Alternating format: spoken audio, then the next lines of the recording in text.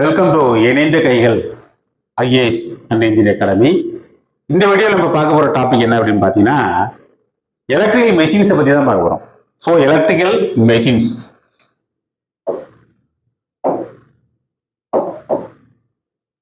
Electrical machines.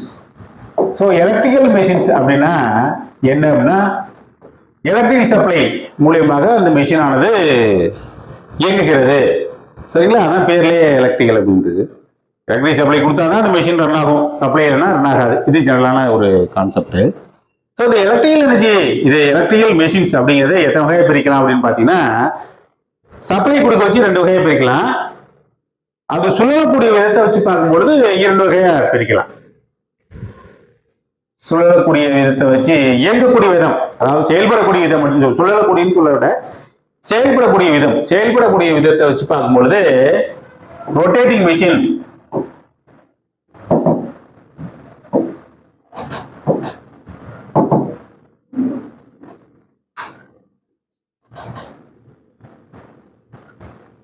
Rotating machine அப்படின்னு சொல்லலாம்.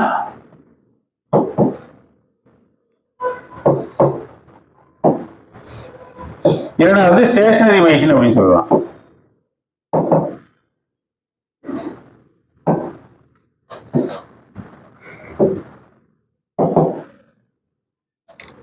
So சொல்லக்கூடிய இயந்திரம் ரொட்டேட்டிங் மெஷின், சொல்லக்கூடிய இயந்திரம் ரொட்டேட்டிங் மெஷின். ஸ்டேஷனரி மெஷின் அப்படிங்கிறது நிலையான இயந்திரம், அதில் சொல்லக்கூடிய பாகங்கள் எதுவும் இல்லை அப்படின்னு இருந்தால் அது வந்து ஸ்டேஷனரி மிஷின் சொல்லலாம். இந்த ஸ்டேஷனரி மிஷின் அப்படிங்கிறதுக்கு டிரான்ஸ்ஃபார்மர்ல ஒரு உதாரணம், அருமையான உதாரணம் சொல்லலாம். ஸோ டிரான்ஸ்ஃபார்மர் என்பது ஸ்டேஷனரி மிஷினுக்கு உதாரணம். அதில் ஸ்டேஷனரி மிஷின் அப்படின்னு பார்க்கும்போது நிலையா இருக்கக்கூடிய இடம் தான், நிலையா இருக்கக்கூடிய இயந்திரம். அதுல சுழலக்கூடிய பாகங்கள் அப்படின்னு கிடையாது, எதுவும் கிடையாது. டிரான்ஸ்ஃபார்மர்ல சுழலக்கூடிய பாகங்கள் எதுவும் இல்லை. ஸோ ரொட்டேட்டிங் மிஷின் அப்படின்னு சொல்லும் பொழுது இதே எத்தனை வகையை பிரிக்கலாம் அப்படின்னு பார்த்தீங்கன்னா, மோட்டார் ஜெனரேட்டர் அப்படின்னு பிரிக்கலாம். இதுல வந்து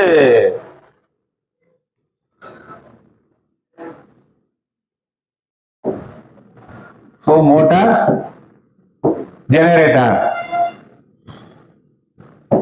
அப்படின்னு இரண்டு வகையை பிரிக்கலாம்.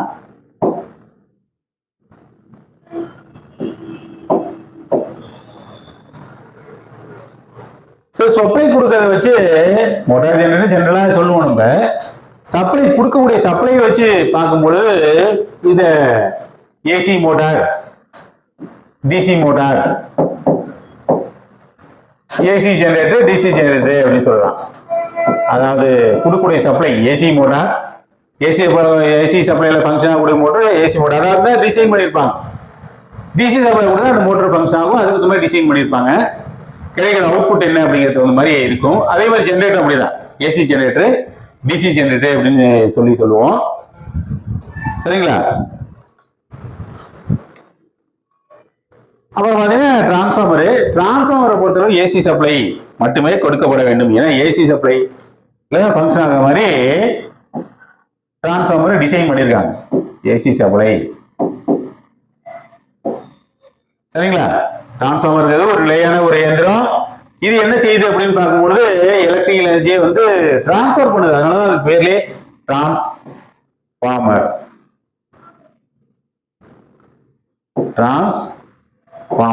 அது ஃபார்மர்னா ஒரு ஃபார்மர் வடிவத்தில் இருக்கும். அதுல வந்து input, primary winding, secondary winding என்று ரெண்டு வைண்டிங் இருக்கும். பிரைமரி வைண்டிங்ல இன்புட் கொடுப்போம், செகண்டரியில இருந்து அவுட்புட் எடுப்போம். சரிங்களா? ஆக டிரான்ஸ்ஃபார்மர் அப்படிங்கிறது என்ன நடக்குது அப்படின்னு பாத்தீங்கன்னா, எலக்ட்ரிக் எனர்ஜி இன்புட்டா கொடுக்கும்போது அது எலக்ட்ரிக் எனர்ஜியை டிரான்ஸ்ஃபர் பண்ணுது. அது ஒரு சர்க்யூட்ல இருந்து இன்னொரு சர்க்யூட் டிரான்ஸ்ஃபர் பண்ணா அது பேர் டிரான்ஸ்ஃபார்மர் பேரு. இதுல வந்து சொல்லக்கூடிய பாகம் எதுவும் கிடையாது. இது வந்து ஸ்டேஷனரி மிஷின். வித்தவுட் சேஞ்சிங் ஃப்ரீக்வன்சிங்கிறது ஒரு மெயினான பாயிண்டா சொல்லலாம். வித்தவுட் சேஞ்சிங்னா ஃப்ரீக்வன்சியை பொறுத்த அளவுல ஃப்ரீக்வன்சியில எந்த அளவுலையும் மாற்றங்கள் இருக்காது.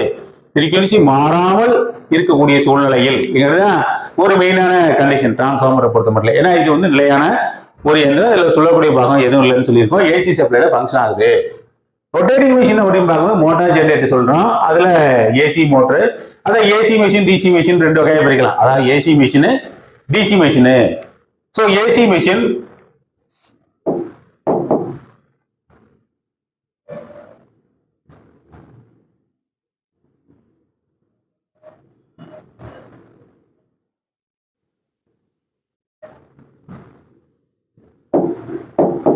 AC machine, DC machine. அது ஏசி சப்ளை ஃபங்க்ஷன் ஆகக்கூடிய மிஷினு, டிசி சப்ளைல ஃபங்க்ஷன் ஆகக்கூடிய மிஷினு. இது AC machine, AC motor, DC motor.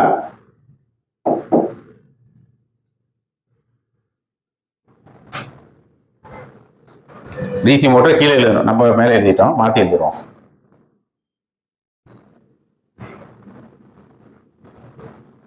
AC motor, AC generator. So AC generator பேர் வந்து அல்டர்னேட்டர் அப்படின்னு சொல்றது. கரெக்டுங்களா? So DC motor, DC generator.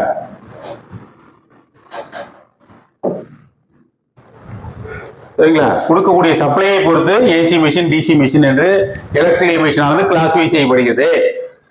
சுழலக்கூடிய பாகங்கள் சுழற்சி, அதாவது நிலையான இயந்திரம், சுழலக்கூடிய இயந்திரம், நிலையான இயந்திரம் என்று 2 வகையை பிரிக்கும் போது அதை பொறுத்து 2 வகையை பிரிக்கிறோம்.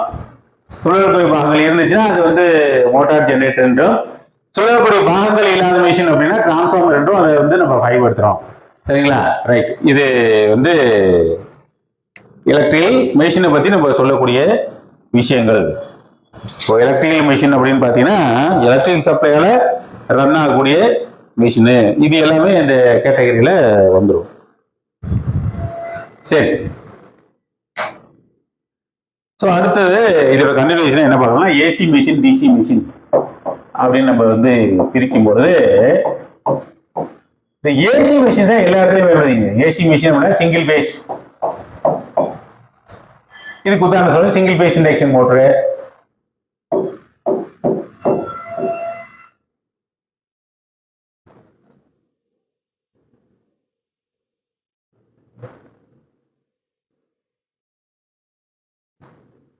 AC machine comma DC machine.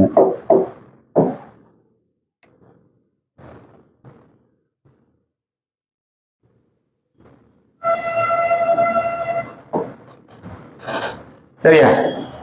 So AC machine அப்படின்னு சொல்லும்போது இதுல சிங்கிள் பேஸ் இண்டக்ஷன் மோட்டர் சொல்லலாம்,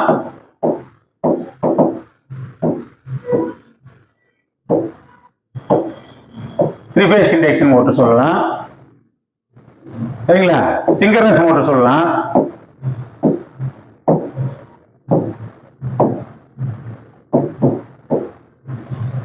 அதே த்ரீ பேஸ் இண்டக்ஷன் மோட்டர் ரோட்டாரை வச்சு வகைப்படுத்துறது, ரோட்டாரோட சைஸ் வச்சு வகைப்படுத்துறது. ஸ்டேட்டார் ரெண்டுலையும் சேமா தான் இருக்கும். ரோட்டார் தான், ரோட்டாரோட சைஸ் வச்சு என்ன சொல்லலாம் அப்படின்னு பாத்தீங்கன்னா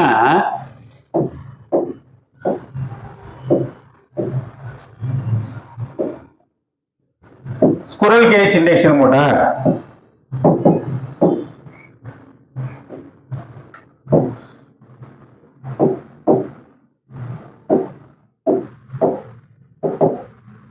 squirrel cage induction motor,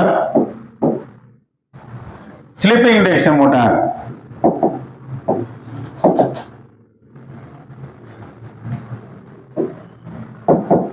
அப்படின்னு 2 வகையா பிரிக்கலாம்.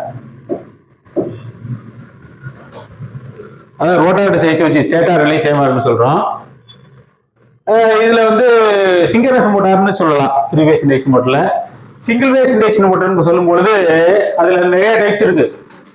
ஸ்பிட் பேஸ் மோட்டார் சொல்ல, capacitor start capacitor induction motor, capacitor start motor, shaded pole motor, universal motor. Universal motor ரெண்டுலேயும் ஃபங்க்ஷன் ஆகும். ஏசிஎப்ல கொடுத்தாலும் ஃபங்க்ஷன் ஆகும், டிசிஎப்ல கொடுத்தாலும் ஃபங்க்ஷன் ஆகும்.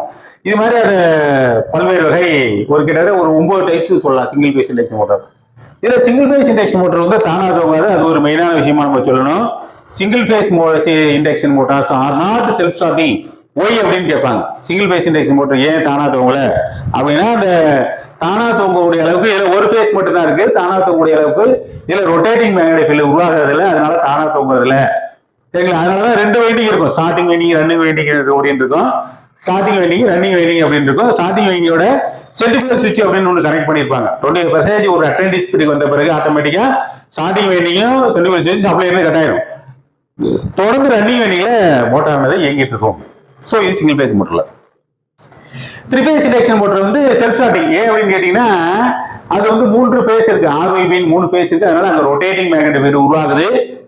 அதனால அது வந்து இது தூக்குறதுக்கு தனியா ஒரு அமைப்புலாம் தேவையில்லை. ஸோ சிங்க்ரனஸ் மோட்டார் அப்படின்னு சொல்லும் பொழுது அது கான்ஸ்டன்ட் ஸ்பீடு மோட்டார்னு சொல்லுது. ஜென்ரலா மோட்டார் அப்படின்னு பாத்தீங்கன்னாவே மோட்டாரோட லோடு அதிகமாகும், ஸ்பீடானது குறையும். இது ஜென்ரலா கான்செப்ட்.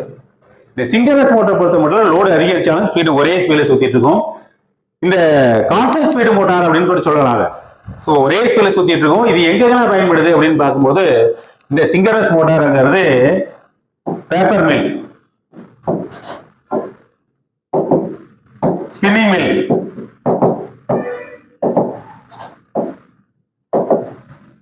டெக்ஸ்டைல் மில்,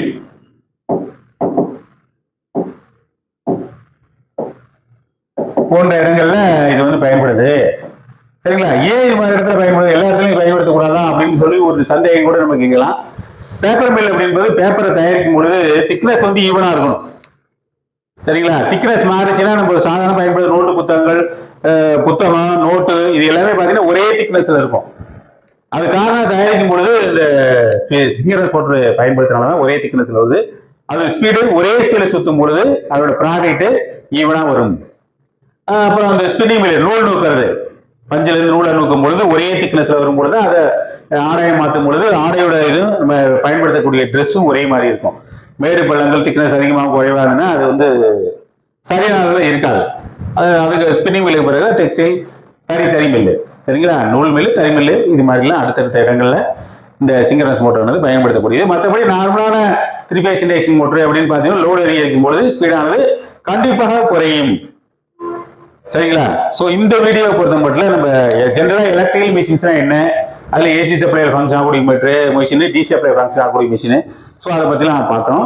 நெக்ஸ்ட் வீடியோல இன்னொரு டாபிக் வந்து டிஸ்கஸ் பண்ணுவோம். Thank you very much.